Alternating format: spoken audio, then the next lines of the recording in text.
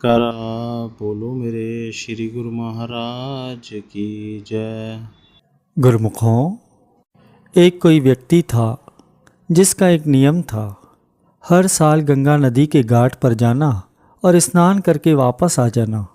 संध्या पूर्व वो वहाँ पर पहुँच जाता था और रात्रि को वहीं घाट के किनारे सो जाया करता था। सुबह 4 बजे उठ कर के वो गंगा का स्नान करता था और उसके बाद करीब 5 बजे अपने घर वापस आ जाता था। एक समय के अंदर जब वह स्नान करने गया तो स्नान के बाद बादल में आकाश में कुछ बदली थी, हल्का हल्का अंधेरा भी छा गया। जब वह घर वापस आने लगा तो कहते हैं कि रास्ता भूल गया। जिस रास्ते पर वह वापस आ रहा था उसी रास्ते पर एक संतों की कुटिया थी, आश्रम था वहाँ पर। उसने द्वार पर पड़ा, संतों की कुटिया। उसने सोचा कि रास्ता भूल गया हूँ, इन्हीं संतों को मैं रास्ता पूछ लेता हूँ। उनका द्वार खटखटाया, संतों ने दरवाज़ा खोला। आओ प्रेमी आओ, बैठो। कहने लगा, महाराज जी, मैं गंगा का स्नान करने आया था, वापस घर जा रहा था कि रास्ता भूल गया, तो कृपया मुझे अपने घर का रास्ता बता दीजिए। तो संतों ने उससे कहा कि हमें तो पता नहीं तेरा घर कहाँ पर है, हम तेरे को दिशाएं बता देते हैं कि उत्तर दक्षिण पूर्व और पश्चिम तुम्हें दिशाएं बता देते हैं, जिधर तुमने जाना है चले जाओ। अब बेचारा सोच में पड़ गया कि कहाँ जाऊँ, उसे कुछ समझ में नहीं आ रहा था कि किधर से जाऊँ। तो फिर विनती करता है कि महाराज जी, मुझे आप गंगा के घाट का रास्ता ही बता दो, फिर वहाँ मैं पहुँचकर वहीं से अपने घर चला जाऊँगा। तो संतों ने कहा कि प्रेमी, कौन सी गंगा, कौन सा घाट, किसकी बात कर रहे हो? कहने लगा, महाराज जी, अभी तो आपके नज़दीक ही है गंगा नदी, जहाँ पर दुनिया स्नान करने आती है। मैं भी तो वहीं हर साल स्नान करने आता हूँ, मुझे वहाँ का रास्ता बता दो। तो संतों ने कहा, प्रेमी, हमें तो गंगा के घाट का रास्ता पता नहीं है। अब वह और भी ज़्यादा परेशान हो गया, मन में सोचने लगा कि ये कैसे संत है जो गंगा के घाट के नज़दीक रहकर भी इनको गंगा का पता ही नहीं है। चलो मैं चलता हूँ, कहीं ना कहीं रास्ता तो मिल ही जाएगा। अब संतों की कुटिया के सामने एक सरोवर था, संतों का ही था, जहाँ संत नित्य प्रति स्नान किया करते थे। जैसे ही वो व्यक्ति आगे बढ़ा तो 3 गौएं काले रंग की उस सरोवर की तरफ बढ़ रही थी। उनको देखकर ये हैरान हो गया कि गौएं और काले रंग की। वो उनके आगे आकर खड़ा हो गया, हाथ जोड़कर। मन में विचारने लगा कि ये कोई देवियाँ हैं। पूछने लगा, देवियों, आप कौन हो और आपका रंग ये काला कैसे है? तो उनमें से एक गऊ ने कहा कि हम तीनों बहनें हैं, गंगा, जमुना और सरस्वती। हमारे घाट के ऊपर पापी लोग आकर स्नान करते हैं तो हमारा रंग काला पड़ जाता है। यह संतों का सरोवर है, हम नित्य प्रति सरोवर में स्नान करके आते हैं, क्योंकि संत महापुरुष यहाँ रोज स्नान करते हैं। यह बड़ा ही पवित्र जल है, इसलिए पवित्र जल में जब हम स्नान करते हैं तो हमारी कालिक उतर जाती हैं, हम यहाँ से सफ़ेद होकर के वापस जाते हैं। तो वह व्यक्ति सोचने लगा, मैं भी कितना बड़ा मूर्ख हूँ जो संतों पर संशय कर रहा था कि जो गंगा के पास रहकर भी इनको गंगा का पता नहीं है, और यह तीनों नदियाँ इन संतों के सरोवर में स्नान करती हैं। वाकई संतों की बड़ी महान महिमा है। उसी वक्त वह व्यक्ति उल्टे पांव संतों की कुटिया पर आया और हाथ जोड़कर विनती करने लगा, प्रभु, मैं बड़ी भूल कर बैठा, आपके ऊपर मैंने संशय किया।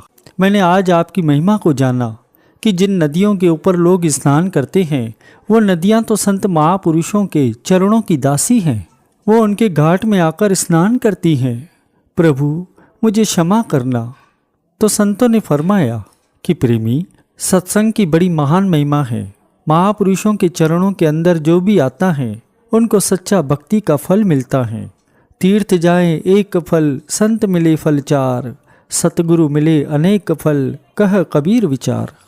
परम संत श्री कबीर साहिब जी अपनी वाणी में फरमाते हैं कि महापुरुषों के चरणों का इतना महान फल है कि जो इस लोक के अंदर भी ऐसा फल किसी को नहीं मिलता, जो हमें गुरुमुख महापुरुषों ने हमें श्री आनंदपुर धाम भक्ति का सच्चा दरबार दिया है। त्रिलोकी से न्यारा हमारे श्री परमहंस महाराज जी का ये सच्चा ऊंचा दरबार, जहाँ पर गुरुमुख जन श्री आरती, पूजा, भजन, सिमरन, सत्संग, सेवा, दर्शन और ध्यान का लाभ कमाते हैं। तो हमारा भी ये फर्ज है कि इन्हीं महापुरुषों के चरणों में अपना विश्वास, अपना निश्चय रखते हुए इनकी आज्ञा और हुक्म में चलते हुए भक्ति का सच्चा लाभ कमाएं और अपने मानुष जन्म को सफल करें। इसीलिए गुरुमुखों, संतों के ये वचन भी हैं कि सतगुरु सा दाता नहीं, तीनों लोक मंजार, जो बखे सतनाम धन, भक्ति अमोलक सार। हमारे श्री श्री 108 श्री परमहंसों ने भक्ति, नाम और सेवा का ये अखूट खजाना श्री आनंदपुर धाम हम गुरुमुखों के लिए ही बना दिया है। इस दुनिया से निराला ये तीर्थ धाम त्रिलोकी के अंदर सबसे श्रेष्ठ भक्ति का सुंदर दरबार महापुरुषों ने रचाया है। कहते हैं संत सहजोबाई जी के ये वचन भी हैं, 68 तीरथ गुरु चरणन होत अखंड, सहजो ऐसा धाम नहीं सकल अंड ब्रह्मंड। दुनिया में कहते हैं कि 6 तीर्थ हैं। कोई एक तीर्थ पर जाएगा तो उसको कितना समय लगेगा, कितनी शरीर की तकलीफें उसे बर्दाश्त करनी पड़ेंगी।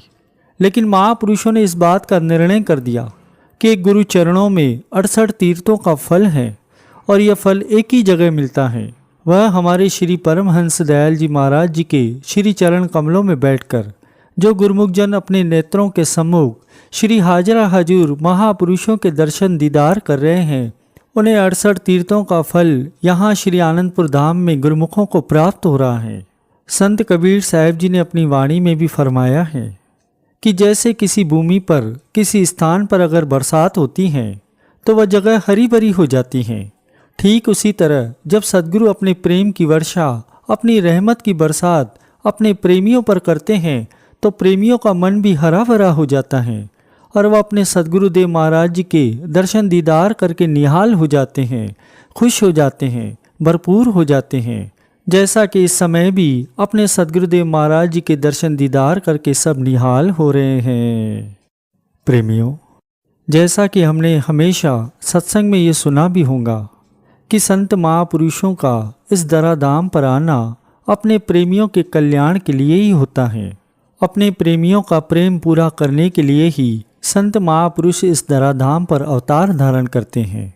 ऐसे ही एक बार की बात है, हमारे दरबार के आदरणीय महात्मा जी महात्मा दर्शन अलखनंद जी एक बार ट्रेन से श्री प्रयागधाम जा रहे थे। कुछ सेवादार भी साथ में थे। तो रास्ते में श्री गुरु महाराज जी की महिमा का गुणगान कर रहे थे।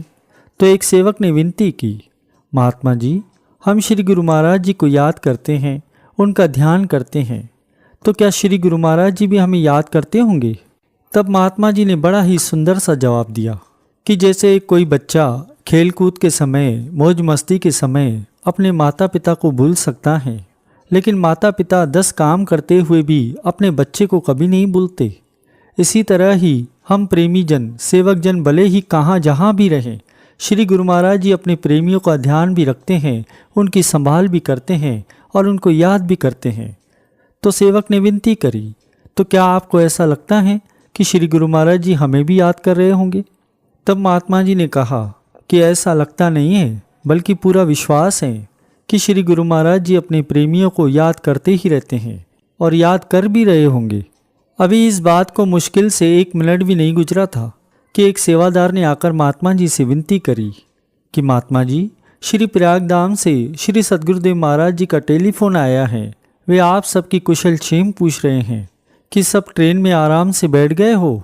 आप सबका हालचाल भी पूछ रहे हैं और अपना शुभ आशीर्वाद भी फरमा रहे हैं।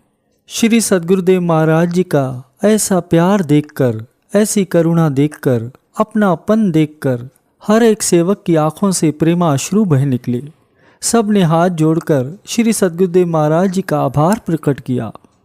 तो गुरुमुखों, एक सेवक के मन में चाह भी क्या होती है कि मैं हमेशा ऐसे संत सद्गुरु की चरण शरण में रहूं, जो अपने सेवकों पर इतना प्यार लुटाते हैं, इतना अपनापन लुटाते हैं, इतनी रहमत बरसाते हैं, अपने प्रेमियों का प्रेम पूरा करने के लिए, उनका भाव पूरा करने के लिए, उनके जीवन में सच्ची खुशियां भरने के लिए ही महापुरुष अपने तन पर कष्ट उठाते हैं और अपने प्रेमियों को भक्ति का दान बख्शते हैं, ताकि वे अपना लोक परलोक दोनों ही संवार ले और ये जीवन भी खुशी खुशी व्यतीत करें। ऐसे ही एक बार एक प्रेमी विदेश से श्री दर्शनों के लिए आया था।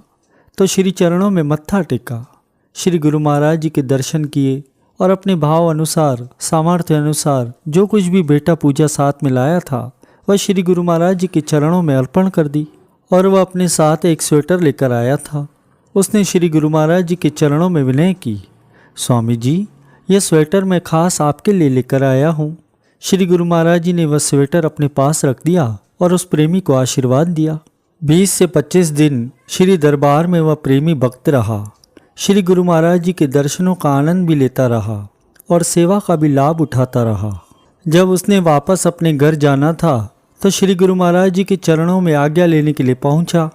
उसने विनती की, स्वामी जी, मैंने अब वापस जाना है, आप आज्ञा दीजिए, आशीर्वाद दीजिए। तब श्री गुरु महाराज जी ने आशीर्वाद देते हुए फरमाया कि प्रेमी, और कुछ चाहिए? तो उसने हाथ जोड़कर विनती की, स्वामी जी, आपकी कृपा और आपका आशीर्वाद चाहिए। श्री गुरु महाराज जी ने फरमाया कि हमारी कृपा और आशीर्वाद तो हर प्रेमी के साथ है, फिर भी किसी चीज़ की जरूरत हो तो बताओ। तब 1 मिनट उस भगत ने सोचा, फिर विनती करी, स्वामी जी, मेरे मन में एक बात है, अगर आप उसे पूरा कर दें तो मुझे बड़ी खुशी होगी। श्री गुरु महाराज जी ने पूछा कि क्या बात है? तो विनती करने लगा कि मैंने देश विदेश इतनी जगह घूमा, आपके लिए मुझे कोई स्वेटर पसंद नहीं आ रहा था, तो बड़ी मुश्किल से एक अच्छी सी स्वेटर पसंद आई जो मैं आपके लिए लेकर आया था।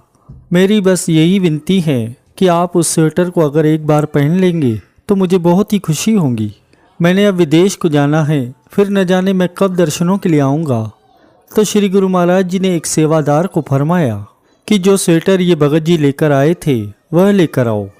वो भगत गया, स्वेटर देखी पर उसे नहीं मिली। 2 मिनट 4 मिनट हुए, दूसरे सेवादार को भेजा गया, उसे भी स्वेटर नहीं मिली। तीसरा सेवादार गया, चौथा सेवादार गया, सब भागे भागे गए, ढूंढते रहे पर किसी को वह स्वेटर नहीं दिखाई दी। अब सब डरे थे, घबरा रहे थे कि अगर स्वेटर नहीं मिलती तो श्री गुरु महाराज जी नाराज होंगे। मन ही मन विनती करने लगे कि स्वामी जी, हमें तो स्वेटर मिल नहीं रही, अब आप ही कुछ कृपा कीजिए। तो अपने भक्तों की लाज रखने वाले, भगवान अपने प्रेमियों का प्रेम पूरा करने वाले भगवान श्री सद्गुरुदेव महाराज जी ने ऐसी लीला रची कि सबने ये देखा कि वह स्वेटर जिसको सब ढूंढ रहे थे वह तो श्री गुरु महाराज जी ने पहले से ही अपने वस्त्रों के नीचे पहन के रखी थी। वह भक्त दूर खड़ा हुआ देख रहा था। उसको श्री गुरु महाराज जी ने इशारे से वो स्वेटर दिखाया कि देखो भगत जी, आप जो स्वेटर लेकर आए थे ना, उसको हमने आज सुबह से ही पहना हुआ है। श्री गुरु महाराज जी की ऐसी कृपा देखकर, ऐसा प्यार देखकर वह सेवक तो नतमस्तक हो गया।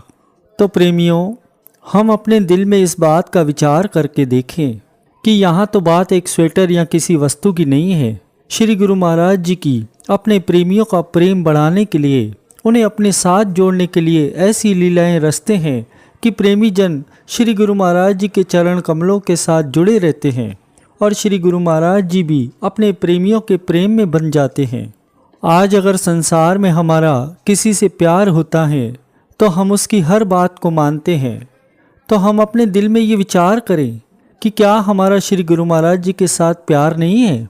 अगर हैं तो क्या हम उनकी बात मानते हैं?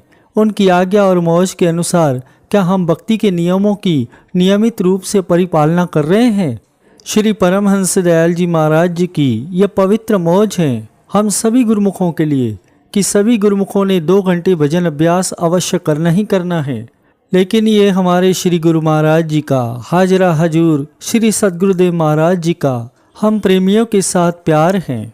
वे जानते हैं कि हम गुरुमुख दिन में 2 घंटे लगातार न बैठने का हमें समय है, न हम में सामर्थ्य है, फिर भी कृपा करके अपना प्रेम दर्शाते हुए श्री गुरु महाराज जी ने ये फरमाया कि 2 घंटे नहीं बैठ सकते तो 1-1 घंटा करके बैठो, आधा घंटा करके बैठो, जिससे गुरुमुखों को भी असुविधा न हो और श्री परमहंस महाराज जी की मौज भी पूरी हो जाए। तो प्रेमियों, हम सब गुरुमुख जन बहुत ही भाग्यशाली हैं कि हमें ऐसे ऊंचे और सच्चे संत सद्गुरु की चरण शरण मिली है। तो हमारा यही कर्तव्य बनता है कि हम अपने सद्गुरु की आज्ञा और उनकी मौज पर चलते हुए भक्ति के सरल नियमों की पूरी श्रद्धा से, पूरे विश्वास के साथ परिपालना करें, जिससे हमारा लोक परलोक भी संवर जाए और श्री गुरु महाराज जी की प्रसन्नता और उनका शुभ आशीर्वाद हम प्रेमियों को हर समय मिलता रहे।